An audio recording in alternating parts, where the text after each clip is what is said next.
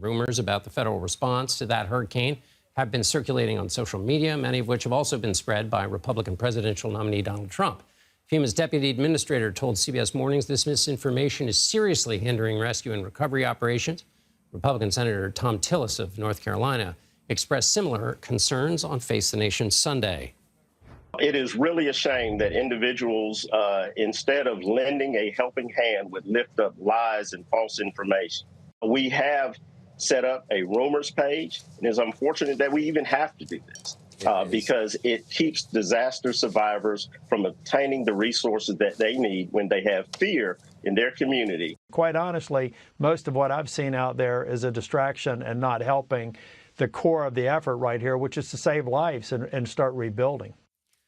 Here to fact-check these claims for us is Rona Tarrant. She's the executive editor for CBS News Confirmed. Rona, good to see you. Thank you for being here.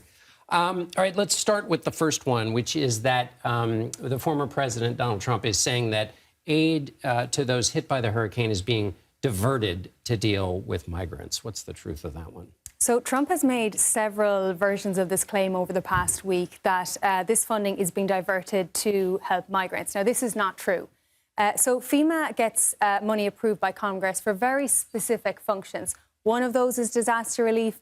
Another is one much smaller program that provides grants to organizations that shelter migrants. Now, FEMA has said none of that funding that was provided for disaster relief has been diverted for migrants. That is not true. As you said, this actually has happened in the past, but that was in 2019 during the Trump administration. So back then, the Department of Homeland Security went to Congress and said that some of the money that it had earmarked for disaster relief was actually going to be rediverted towards border projects, including expanding migrant shelters. So essentially what the former president is accusing the current administration of, in fact, happened under his watch. Exactly. And FEMA said it has not happened in this situation. Roger. OK, we got that one taken care of. The next one is that the former president is saying that volunteers and donations to storm victims are being blocked by federal and state officials. So this is also something that's taken off on social media over the past week.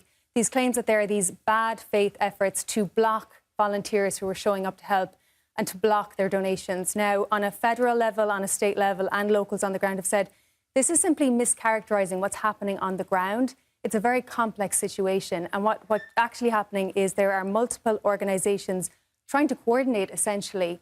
And, you know, there are roadblocks, yes, but that is because there are, you know, threats of landslides. They're also asking people, you know, who are interested in volunteering not to self-deploy, to actually go through official channels to do so, because actually just showing up is not often the most helpful thing to do. What they're also asking people to do is, if they want to donate, to make sure that they are, you know, giving funds to vetted organizations as well. And oftentimes, if they're showing up with large amounts of donations, that, yes, it can sometimes be helpful, but it can also add to a strain because these organizations are having to deal with large quantities of donations. Final question is, the former president has said that victims are only receiving $750 and that, in fact, sometimes aid is being withheld from Republican areas. So the claim about the aid being withheld from Republican areas is something he actually floated very early on. Now, FEMA came out very strongly and said this is not the case. There's no evidence of this.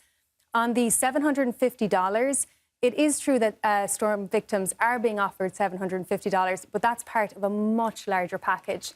Latest estimates that FEMA gave out today was $210 million so far has been given to this effort, this recovery efforts. So they are being offered $750, but it's part of a much, much bigger package. Now, state officials, you know, the American Red Cross has said this misinformation is actually really hurting recovery efforts.